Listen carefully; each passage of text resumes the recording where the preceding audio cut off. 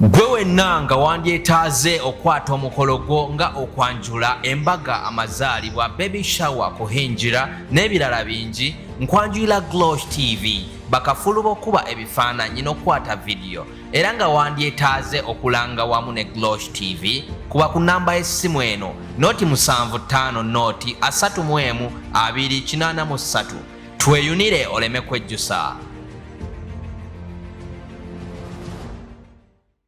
Vinga bulijjo nja kusaba muganda wange ogende wansaawo o subscribing o liking atela o sharing osobola no commenting okusinzira ku video nga oba okoze ki nga oba ogirabye natera osobola okunyiga ka notification bell nosobola kubanga osobola okufuna videos zaffe ez'enjawulo zituba tutaddeyo gwe kasitoko na ka notification bell of course oba olina okufuna gundi ekulaga nti tata Glosh TV ayina ka video kekoze ki kekuteereddeyo natera abatuteekamu ensimbi omukulu jjajja wafula jjajja wafula okuva Ebusya era ngo nasangibwa Bugigi Katosi Road era nga oba ogendayo oviramu Ntenjeru omukulu ono yateekamu ensimbi ffe nga aba Glosh TV ne tusobola okubanga tukutuusaako videos ez'eki ez'enjawulo. Jjajja wafula akola ku nsonga ki? Jjajja wafula akola ku nsonga zino wammanga gwe wenna ng'otawanyizibwa ensonga z'amaka olina endwadde ezitategeerekeka byanfuna nsonga ki eziganye gwe kyolina okukola noonyaako buloonya ku jjajja wafula ku namba y'essimu eno 0759 33 64 46 gwe omukulu oyo mukubireko kanamba k'essimu ako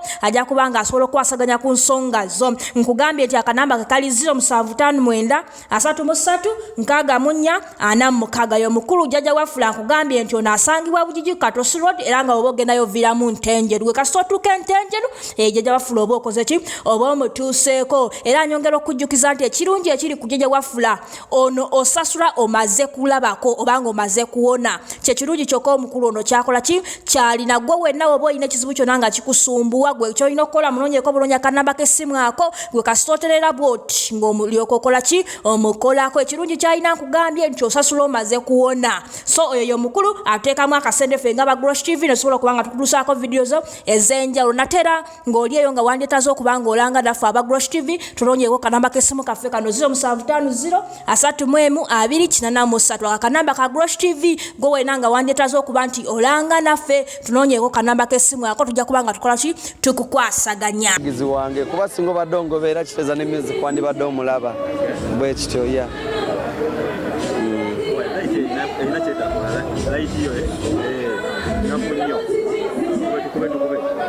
okay wano tuli ku experience ya mukwano gwange Sky DJ era nga mbadde nze kumwerekerako munenga akola ebintu bye mu ngeri gy'alina obikolamu oba okitegeera you know these new generations as bwolaba ffe ffennyini tunange am a new generation so mu mbeera eyo yagala toyagala tuba tulina kwekwatako ffenna kwegoberezeganya mu mbeera tusobole okubeera nga tubako we tutuuka oba okitegeera bwe kityo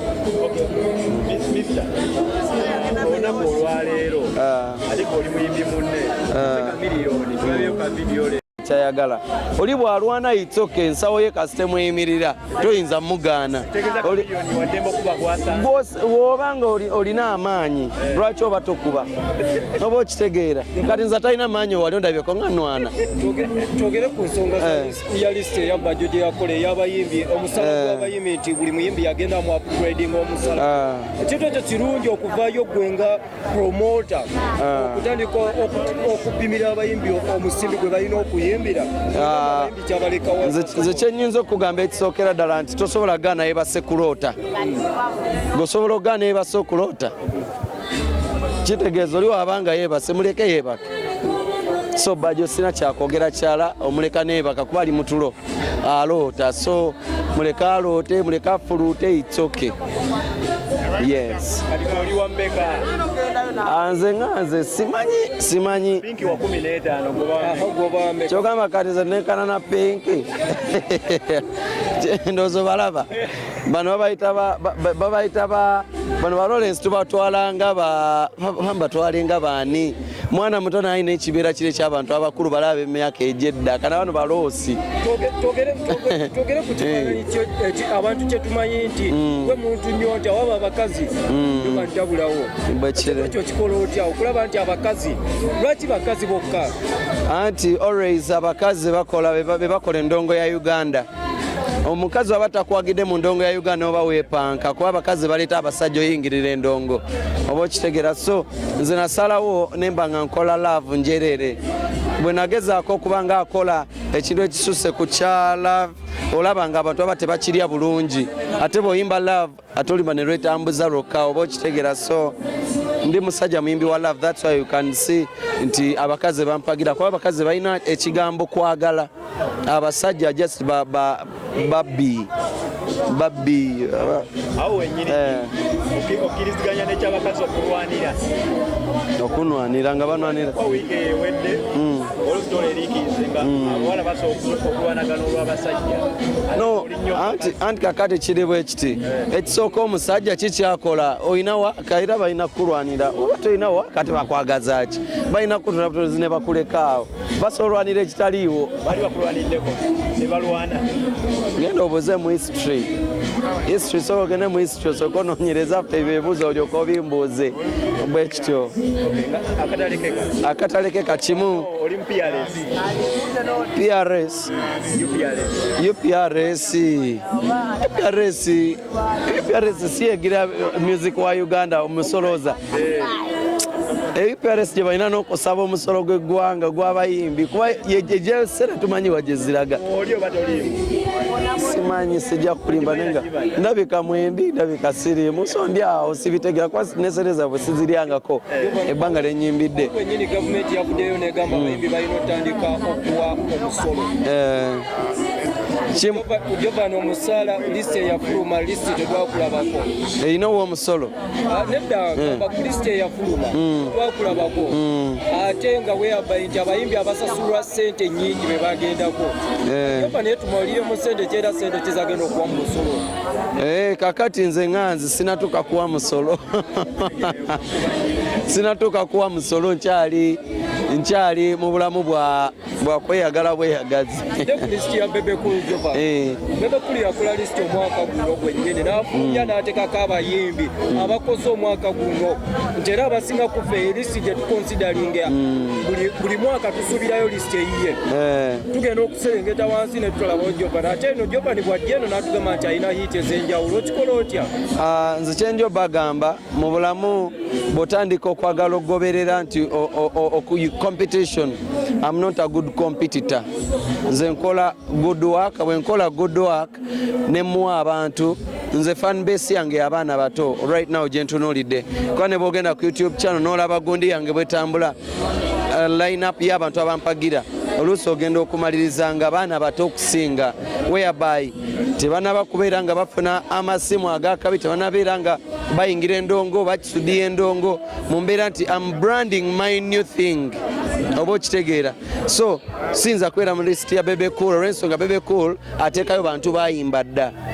oba mukitegeera kati mwe kyemwagala mulabe nga Jovan ajidde ku list ya Bebe Cool no munaye sobola kubisanya na musajja sobola kubisanya na Museveni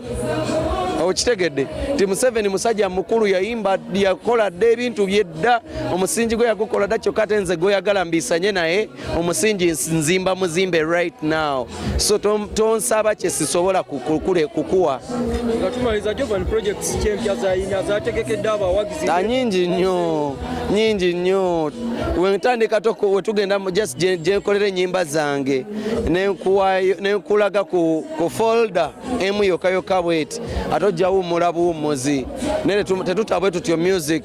olw'ensonga nze nkolera kubaawo nnyo sikolerera kukuba papapapa ŋŋende no sikubirira nze nkola mbeerewo n'abaana n'abazzukulu basobole okulya ku music wange ne bakwano bange buli omu